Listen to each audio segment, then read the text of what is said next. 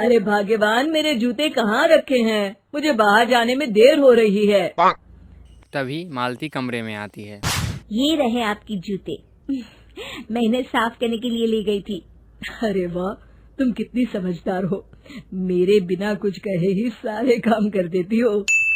तभी मालती झिझकते हुए रमेश से कहती है, सुनिए जी, आपसे एक बात कहूँ, बुरा तो नहीं मानेंगे ना? अरे नहीं नहीं, बेफिक्र होकर कहो। शादी से पहले मैं अपने मायके में नौकरी करती थी। मैं चाहती हूँ कि अब मैं फिर से नौकरी करना शुरू कर दूं। वैसे भी सारा दिन घर में बोर हो जाती हूँ। देखो मालती, तुम्हारे नौकरी करने से मुझे कोई ऐतराज नहीं है, लेकिन तुम्हें एक बात बता दूं, हमारे खानदान में आज तक कभी किसी औरत ने नौकरी नहीं की। फिर भी एक बार तुम माँ से पूछ कर देखो, अगर वो तुम्हें नौकरी करने की इजाजत दे देती है तो अच्छी बात है। रमेश वहाँ से चला जाता है। फिर उसी शाम मालती अपने सास का पैर दबा रही होती है। तभी उसकी सास मालती से कहती है, अरे क्या बात है बहू, आज तो ठीक तरह से मेरे पैर नहीं दबा रही। किसी ख्याल में खोई पड़ी है क्या? मैं भी तो जानूं आखिर बात क्या है। अब दरअसल वो माँ जी। अरे हाँ हाँ बोलो, इतना सोच क्यों रही हो? माँ जी, अगर आप बुरा न माने तो मैं नौकरी करना चाहती हूँ। घर के काम करने के बाद मेरे पास काफी वक्त बच जाता है। मालती की ये बात सुनकर उसकी सास गुस्से में कहती है, अरे बहू, तेरी तबीयत तो ठीक है ना? आज ये कैसी बहकी बातें कर रही है? भला हमारे खानदान में आज तक कभी किसी औरत ने नौकरी की है जो तू नौकरी करने की बात कर रही है? हैं? अरे बहू, तू क्या रिश्तेदारी में हमारी नाक कटाना चाहती है? हैं? जितना जल्दी हो सके अपने दिमाग से नौकरी का भूत उतार दे। और अब जा, जल्दी से रसोई में जा, खाना बनाने का वक्त हो रहा है। मालती मन मारकर खाना पकाने के लिए रसोई घर में चली जाती है। अगले दिन, नमस्ते माँ जी, कैसी हैं आप? अरे आओ आओ दिवाकर बेटा, बैठो, मैं तुम्हारे लिए चाय मंगाती हूँ।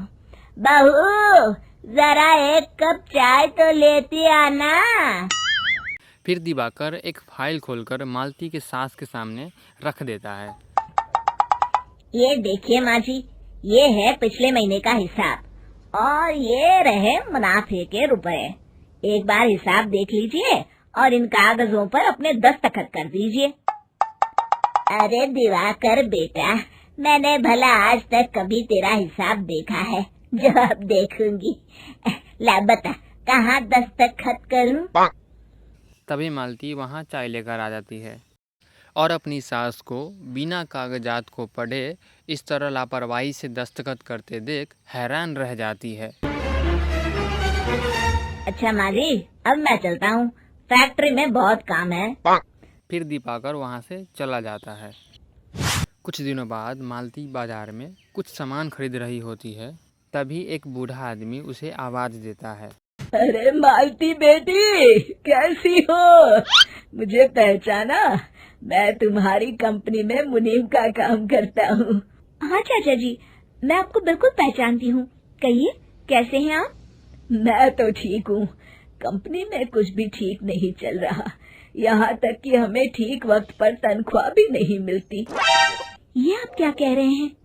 अब क्या बताऊँ, आप लोग तो कभी हिसाब किताब देखने दफ्तर आते नहीं।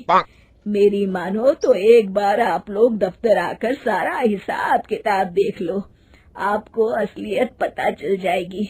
अच्छा बेटी, अब मैं चलता हूँ, देर हो रही है। फिर वो बूढ़ा वहाँ से चला जाता है। वहीं घर पहुंचकर मालती अपनी सास को सारी बात बताती है। तभी वहाँ पर रमेश भी आ जाता है, लेकिन मालती की सास मालती के किसी भी बात पर विश्वास नहीं करती है। तभी रमेश कहता है, अरे माँ, बिना आग के कभी धुआं नहीं उठता। जब मालती इतना कह रही है तो हमें एक बार दफ्तर चलकर देख लेना चाहिए। वैसे भी हम लोग काफी दिन से अपने दफ्तर नहीं गए हैं। इस तरह किसी एक आदमी के भरोसे काम छोड़ना मुझे भी ठीक नहीं लगता। अगले दिन वो सभी दफ्तर पहुंचते हैं और सीधे दिवाकर के कैबिन में जाते हैं। अचानक सबको एक साथ देखकर दिवाकर चौंक जाता है। अरे माँ जी, आप सब लोग अचानक यहाँ कैसे आ गए? अगर कुछ काम था तो मुझे एक फोन कर दिया होता, मैं आपके घर आ जाता। तभी मालती की सास कहती है, अरे दिवाकर बेटा, आज मैं हिसाब देखने दफ्तर आई हूँ।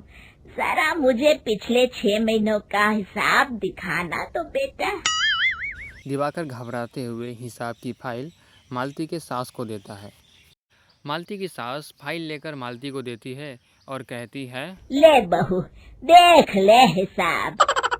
मालती फाइल को बड़े ही गौर से देखती है और उसे अगले ही पल सारी गड़बड़ी समझ में आ जाती है। वो अपने सास से कहती है, माँ जी, मुनीम चाचा बिल्कुल सही कह रहे थे।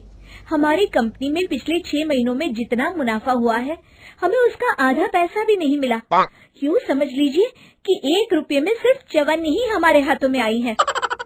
मालती की सास मालती की बातें सुनकर गुस्से से दिवाकर को पूछती है, क्यों दिवाकर, मेरी बहू जो कह रही है वो सच है?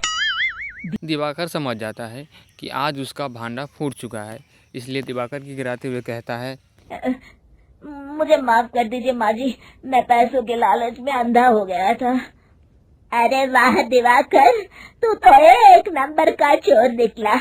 इतने दिनों से मैं तुझ पर आंख बंद करके भरोसा करती रही और तू मुझे ही चुना लगाता रहा। अभी के अभी निकल यहाँ से और दोबारा अपनी शक्ल मत दिखाना। दिवाकर वहाँ से भाग जाता है। मालती की सास मालती को शाबाशी देते हुए कहती है, बहू, आज मैं समझ गई कि पढ़ाई लिखाई हमारी जिंदगी में कितनी जरूरी है। मैं बहुत किस्मत वाली हूँ जो मुझे तुझ जैसी बहू मिली है। शिक्षा, पढ़ाई लिखाई का सही जगह इस्तेमाल करके हम दुनिया में बहुत कुछ बदल सकते हैं।